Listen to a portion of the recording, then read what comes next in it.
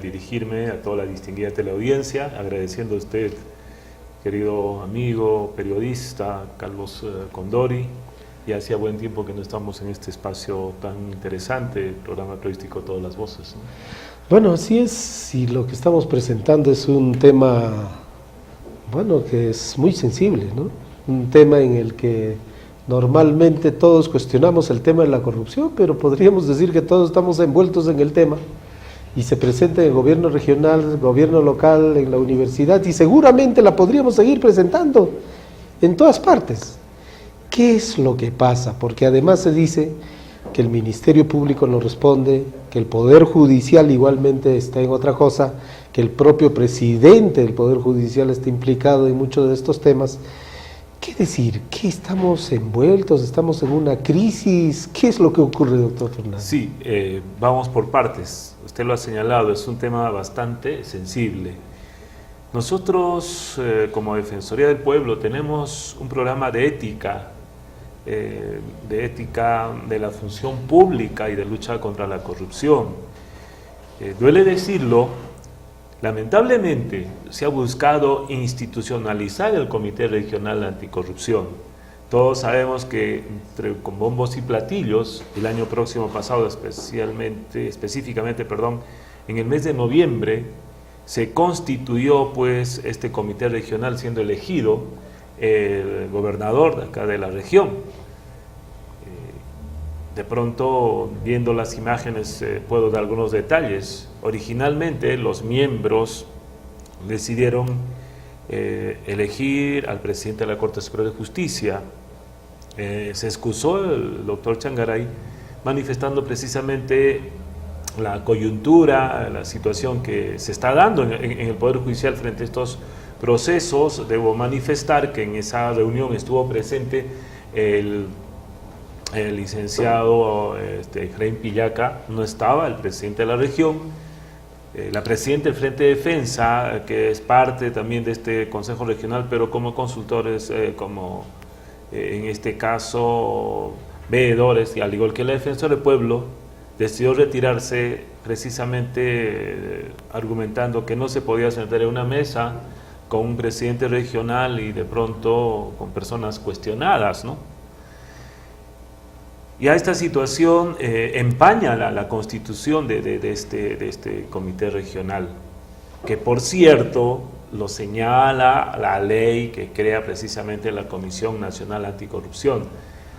Los comités o consejos regionales, en este caso, disculpen la equivocación, tienen como fin primordial precisamente coordinar con todas las instituciones más importantes de un gobierno regional.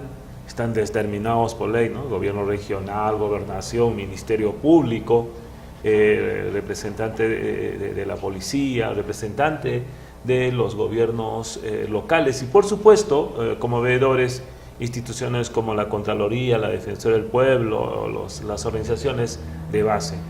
Y en ese orden de ideas lo que se busca precisamente es hacer un programa común, una causa que definitivamente nos pueda llevar a hacer primero un diagnóstico, establecer una base de datos y cómo se está combatiendo la corrupción.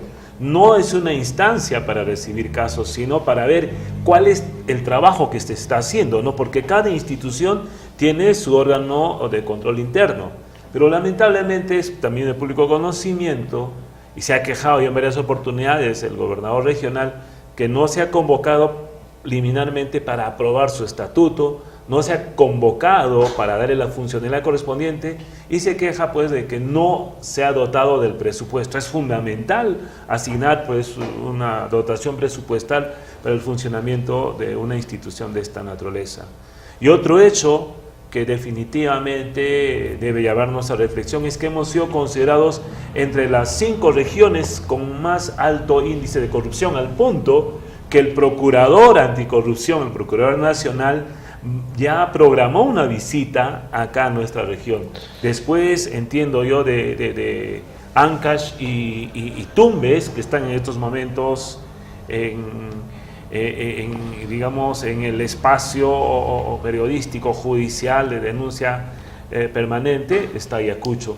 Es lamentable decirlo, pero entiendo que cada institución tiene que hacer una evaluación del trabajo que le corresponde y a partir de ahí, pues, evidentemente, tender lazos, forzar, en este caso, posibilidades de buscar una alianza, una coordinación entre todas las instituciones para hacer frente a esta lacra de la corrupción. Ahora bien, de los temas que vemos de las denuncias, podemos inferir básicamente dos cuestiones. Una, de que son casos muy graves, de que dentro de las instituciones públicas hay órganos de control interno, que en así realidad como no, hay una fiscalía. Que en realidad no funciona. Definitivamente es ahí donde nosotros tenemos que pedir cuentas.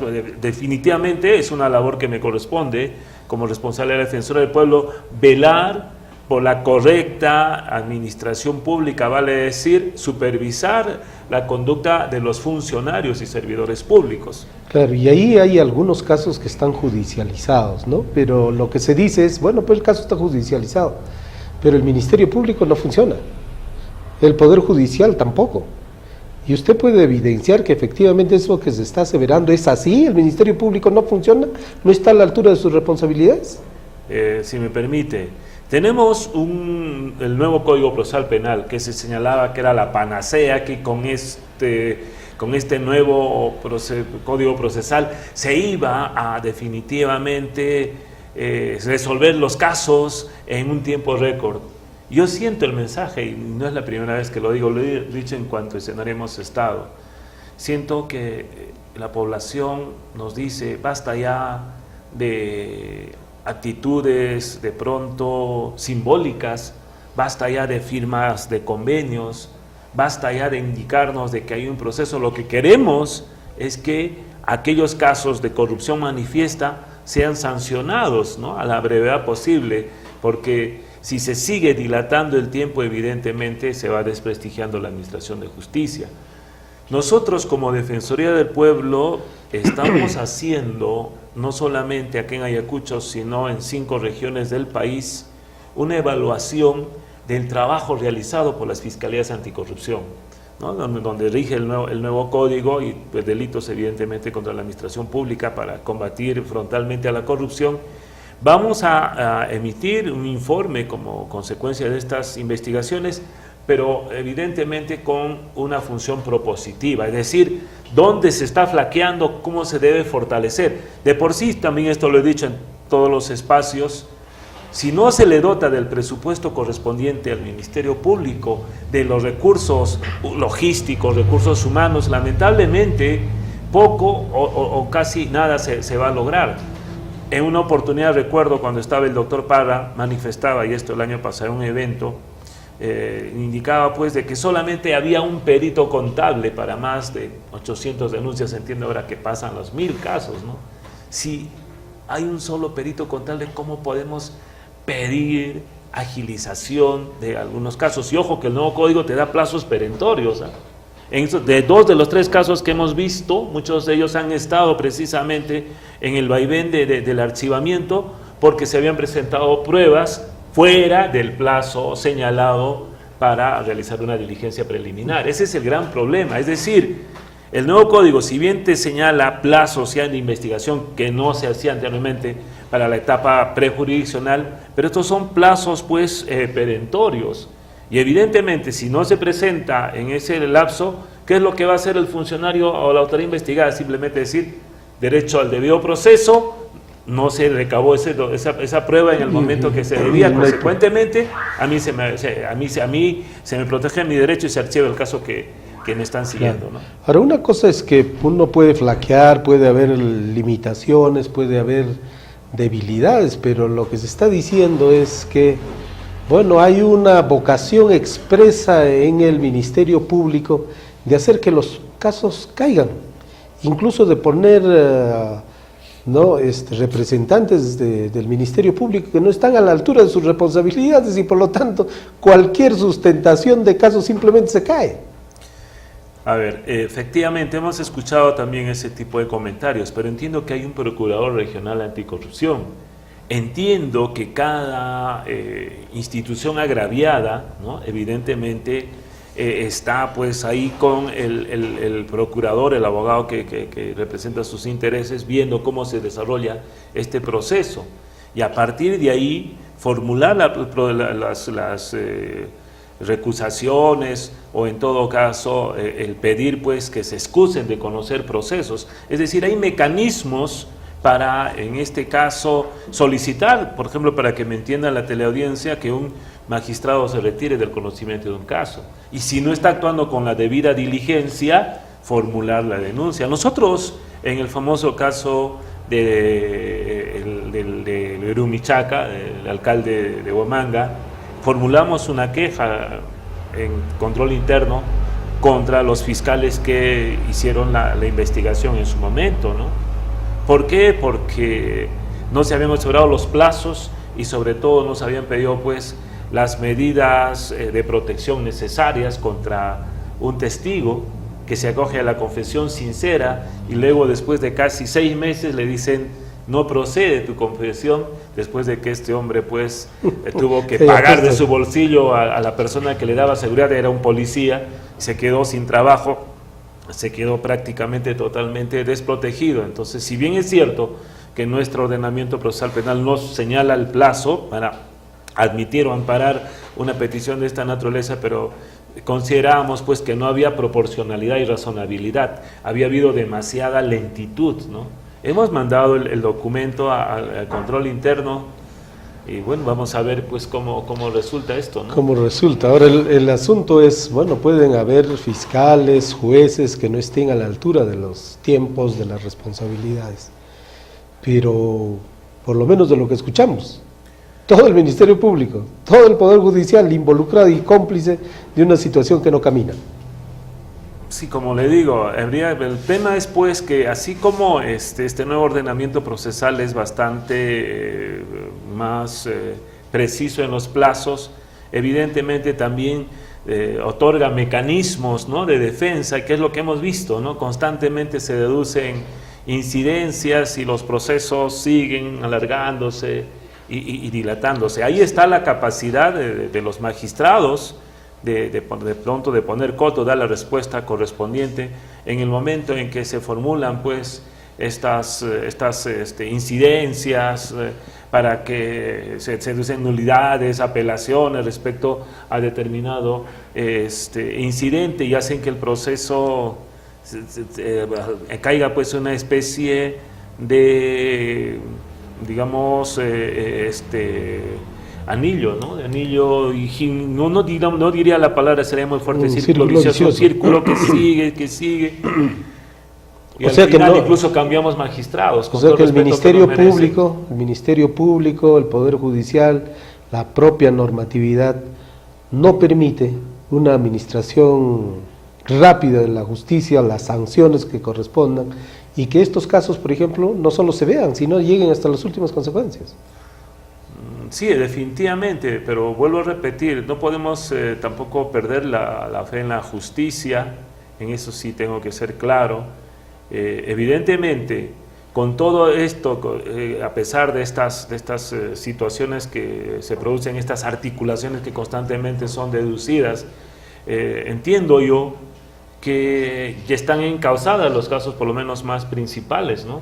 Lo que hay que hacer ahí es evidentemente un seguimiento permanente y darle la publicidad necesaria. El nuevo proceso penal tiene como garantía la publicidad. Se acabaron esos procesos que se hacían en cuatro paredes, y es más, la población debe estar enterada de cómo se están desarrollando estas investigaciones, cómo van estos procesos, porque muchas veces uno hace un análisis frío sin ver las características, las peculiaridades que presenta cada caso, evidentemente puede pues sacar una opinión totalmente tergiversada, ¿no?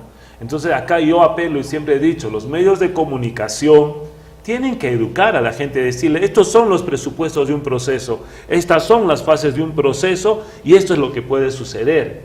¿no? Entonces, si no queremos en el facilismo decir, ¿por qué demora tanto?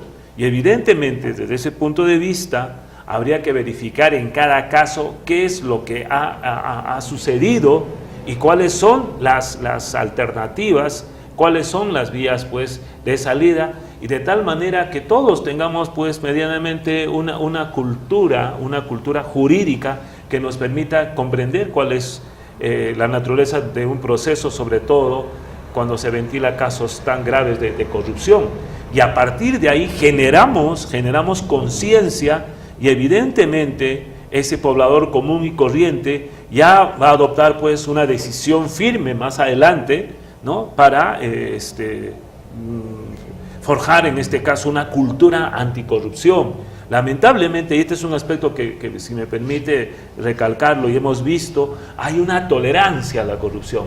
No importa que robe, pero con tal de que haga obra. No me conviene pelearme, no me conviene decirle nada porque yo mañana lo voy a requerir. ¿Por qué? Porque necesito un puesto de trabajo para mi hijo, para mi hija, para mi padre. Entonces, tenemos que forjar nosotros una cultura de denuncia contra la corrupción, una cultura en el cual pues prime el interés general por el sobreinterés particular. Se puede compatibilizar, no necesariamente se puede decir todo sea por la mayoría y nada por los míos. No, se puede hacer las dos cosas a la vez, pero el tema, y eso también nosotros siempre lo hemos mencionado, porque cuando enfocamos a la corrupción, lo enfocamos desde el punto de vista ético, nos falta formación ética, vale decir, prima la cultura de Pepe el Vivo, todo para mí y nada para ti, primero yo, después yo y solamente yo. Tenemos que desterrar ese egoísmo, esa indiferencia, esa apatía, y por supuesto, ¿por qué no decirlo? Ese miedo, porque hay mucha gente que tiene miedo, dice, no, yo no puedo denunciar,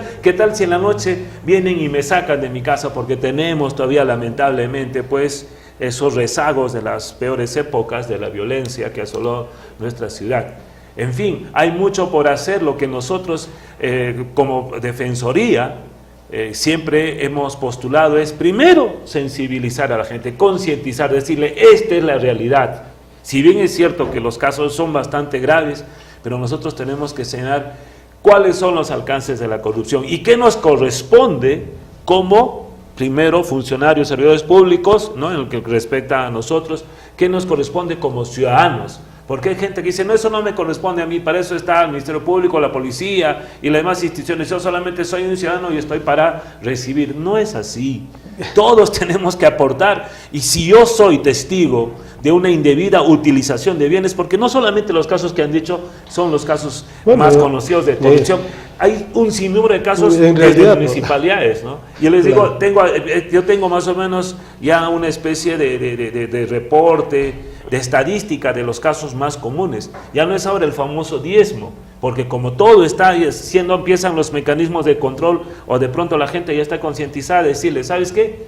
Al proveedor, oye, mira, yo tengo acá tu cheque, pero ¿sabes qué? No te voy a pagar porque voy a decir que no tengo fondos. Ahora, ¿quieres que te pague? No hay problema, vamos, cobras en el banco y en ese momento me vas a dar mi porcentaje, no 10%, sino 25%. Total, supuestamente el otro cobró, pero no saben que a ese señor lo han conminado, un mal funcionario, un mal administrador de una institución, ¿para qué?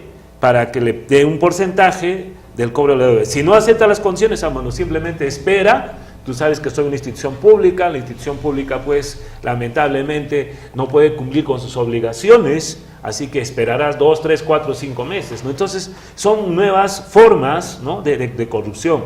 Obviamente ahora estamos en etapa preelectoral, y ese es otro aspecto también de señalar, aquellas personas que están volviendo a postular, están optando por la reelección, hay que chequearlos con lupa, ¿no? Respecto al uso de los fondos. Tienen mucho más experiencia que nosotros hemos puesto ya en conocimiento del Jurado Nacional de Elecciones esos casos de propaganda indebida, de pancartas, de publicidad. Pero uno mira todo alrededor y está lleno de publicidad, lleno de fotografía, lleno de todo, entonces...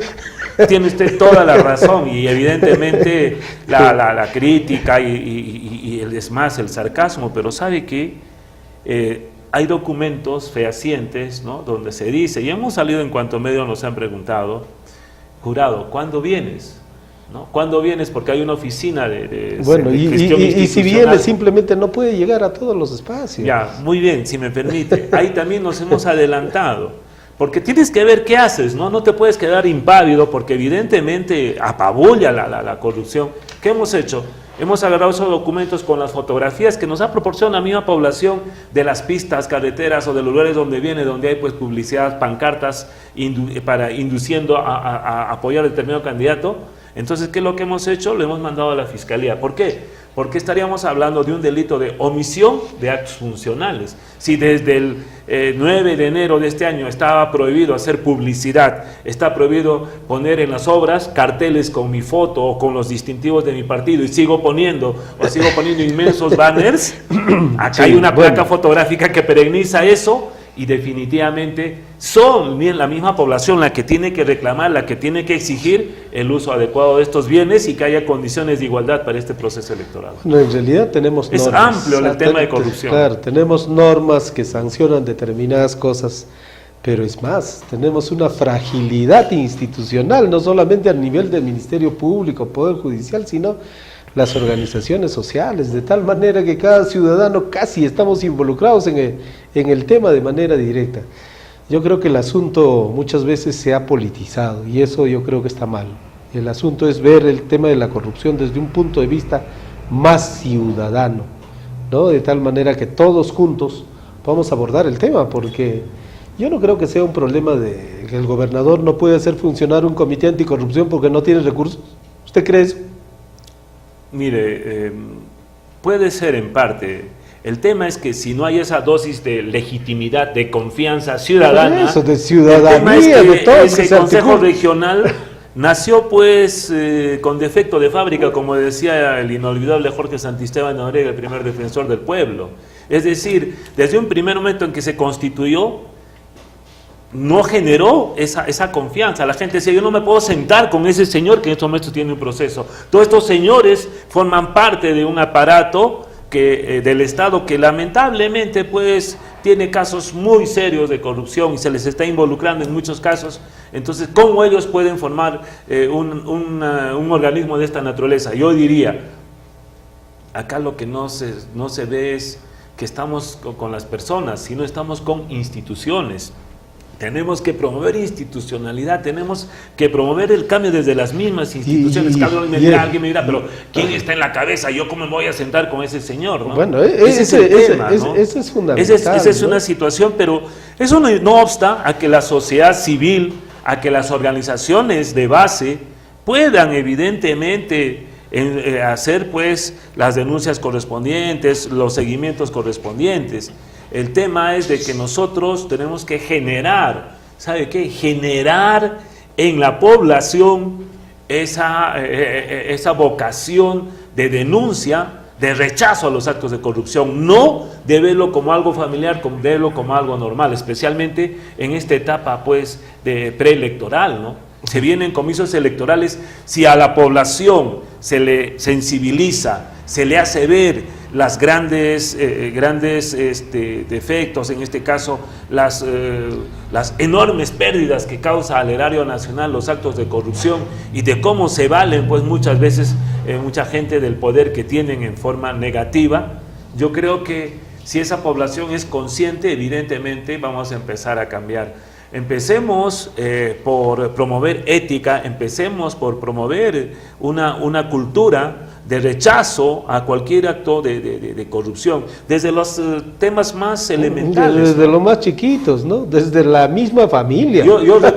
recuerdo bastante, modo de anécdota, hablaba con un líder, no voy a decir su nombre, y hablábamos precisamente de anticorrupción, estábamos sentados y esa persona, su hijo, un estudiante universitario, le dice, papá, ¿sabes qué? Parece que me van a jalar en un curso. Hijo, no te preocupes, yo mañana voy a hablar con el profesor. ¿Dónde estás? Estamos luchando contra la corrupción y sin embargo estamos viendo las componendas, ¿no? Entonces son situaciones que hay que cambiar, como usted dice, desde la familia, desde la niñez, desde el colegio. Es todo un proceso. Es todo un proceso y no fomentar pues esos antivalores como el fin justifica los medios, el vivo vive del sonso y el sonso de su trabajo. Lamentablemente eso lo tenemos bien entronizado y eso se ve, yo siempre lo he dicho, en ejemplos tan elementales como las famosas colas. Uno va al banco, hay gente que está ahí horas y horas, y hay gente que aprovecha y se mete, ¿no? Y le dice, oye, ¿por qué no haces tu cola? Es que tú tienes tiempo, pero tú eres jefe de oficina, yo no, ese desparpajo, ¿no? Bueno, doctor Fernández, muchas gracias. Le agradezco la diferencia, es un tema bastante amplio, complejo, lleno de particularidades y características. Será un motivo, pues, para la población que me está viendo, para ya mismo tomar el toro por las astas, como se dice, y enfrentar a este fenómeno, a esta lacra que tanto daño nos hace, ¿no?